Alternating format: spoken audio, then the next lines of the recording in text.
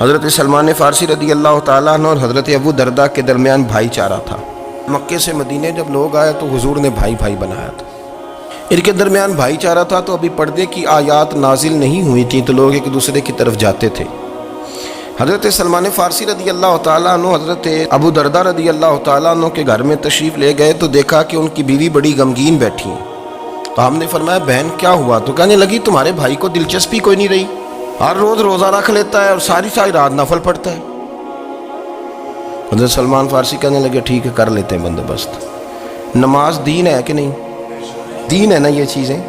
لیکن حضرت سلمان فارسی جناب ابو دردہ سے کہنے لگے آج میں نے تیرے گھر میں رہنا رات کو، کیونکہ وہ تو ساری رات نماز پڑھتے تھے، نفل پڑھتے تھے۔ انہوں نے کہا ٹھیک ہے، ایک بستر لا کے بچھا دیا حضرت سلمان فارسی کے لیے۔ سلمان فارسی فرمانے لگے دوسرا بھی لا۔ کہا وہ کیا کرنا ہے؟ فرمانے لگے تو نے بھی سونا ہے، میں نے بھی سونا ہے، تو نے بھی سونا ہے، عشاء پڑھیں گے اور پھر دونوں سوئیں گے۔ کہا میں نے تو نماز پڑھنی ہے۔ فرمایا تہجد کے وقت اٹھ کے پڑھیں گے، اللہ کے رسول بھی رات آخری حصے میں جا کے نماز پڑھتے۔ ادھر ساتھ سلا لیا، وہ تھوڑی کو دیر سوئے، اب عادت تھی ساری رات اٹھنے کی، ذرا اٹھنے لگے بستر سے تو حضرت سلمان فارسی فرمایا چپ کر کے سو جا، اب بڑی رات پڑی ہوئی، چپ کر کے سو جا۔ وہ لیٹ گئے، پھر اٹھنے لگے تو فرمایا سو جا چپ کر کے، بڑا ٹائم ہے۔ سحری کے وقت اٹھے، نفل پڑھے، ان کا ارادہ تھا روزہ رکھنے کا، تو فرمانے لگے کل رکھا تھا نا نفلی روزہ؟ جی رکھا تھا۔ پرسوں بھی رکھا تھا، ترسوں بھی رکھا تھا۔ فرمایا آج نہیں رکھنا، آج میں تیرا مہمان ہوں، سارا دن کٹھے مل کے روٹیاں کھائیں گے، آج نہیں روزہ رکھنا، سلا دیا۔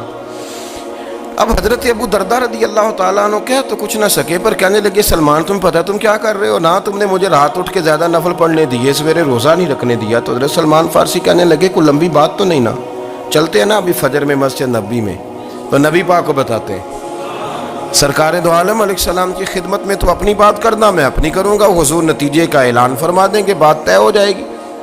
حاضر خدمت ہوئے، عرض کی یا رسول اللہ صلی اللہ تعالیٰ علیہ وسلم یہ ساری رات نفل پڑھتے ہیں، ہر روز روزہ رکھتے ہیں، ان کی اہلیہ غمگین بیٹھی ہیں، حکم فرمائیں۔ تو نبی پاک صلی اللہ علیہ وسلم نے فرمایا پھر ہوا کیا؟ یا رسول اللہ میں نے رات سلایا ہے، سحری میں اٹھایا ہے، سویرے روزہ نہیں رکھنے دیا۔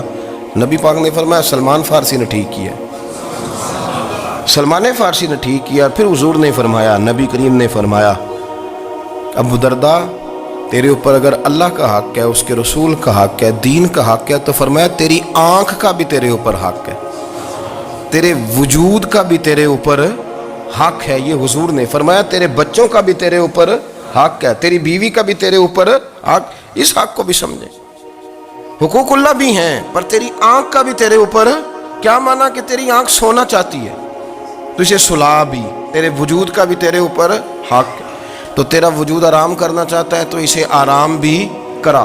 اور پھر وہاں نبی پاک صلی اللہ علیہ وسلم نے فرمایا میں تم سب، سننا یہ لفظ حدیث کے، حضور نے اسی موقع پر فرمایا میں تم سب سے زیادہ اپنے رب کو جانتا ہوں اور میں تم سب سے بڑھ کر اپنے رب سے ڈرتا ہوں۔ حضور فرمانے لگے میں روزہ بھی رکھتا ہوں، افطار بھی کرتا ہوں، یعنی کبھی رکھتا ہوں اور کبھی نہیں رکھتا۔ فرمایا میں نفل بھی پڑھتا ہوں اور اپنی بیویوں کو وقت بھی دیتا ہوں۔ سرکار مسجد میں بھی آتے تھے، نواسوں کے ساتھ کھیلا بھی کرتے تھے، ان کے ساتھ پیار بھی کرتے تھے۔ تو اتنے بڑے حقوق حضور نے بیان فرمائے عورتوں کے کہ تمہاری بیوی کا بھی تمہارے اوپر۔ لو ایک حدیث بخاری کی اور یہاں بیان کر دیتا ہوں۔ ایک شخص نے آ کے عرض کی یا رسول اللہ صلی اللہ تعالیٰ علیہ وسلم جہاد کے لیے تیاری ہو گئی ہے، صفیں بن رہی ہیں، مجاہدین کی تیاری ہے، تو میرا بھی نام لکھ دیا گیا ہے مجاہدوں کی لسٹ میں، لیکن یا رسول اللہ صلی اللہ تعالیٰ علیہ وسلم میری بیوی نے حج کی تیاری کر لی ہے اور میرے دوستوں نے، صحابہ نے میرا نام مجاہدین کی لسٹ میں لکھ دیا، تو میرے لیے کیا حکم ہے؟ یہ بخاری مسلم ہے۔ تو نبی پاک صلی اللہ تعالیٰ علیہ وسلم نے فرمایا جہاد پہ کوئی اور چلا جائے گا تو بیوی کے ساتھ حج کرنے جا، اسے محرم کی ضرورت ہے، وہ تیرے بغیر کیسے جائے گی؟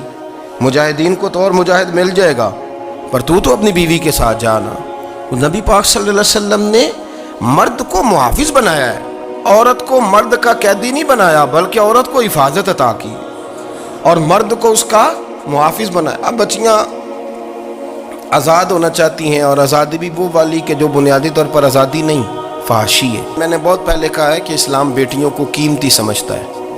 جس بندے کے پاس 20 تولے سونا ہو وہ چوک میں لے کے نہیں آتا، وہ قیمتی چیز ہے، اس نے چھپا کے رکھی ہوتی ہے، تو جو نبی پاک صلی اللہ علیہ وسلم کا کلمہ پڑھنے والے بیویاں، اسلام انہیں قیمتی سمجھتا ہے، کہتا ہے کہ تم قیمتی ہو لہذا گھر کے اندر رہو، تم باہر نہ آؤ۔ لیکن عورتیں ہیں کہ ان کو بلا وجہ لوگ خراب کر دیتے ہیں اور بلا وجہ وہ اس مغالطے کا شکار ہو جاتی ہیں۔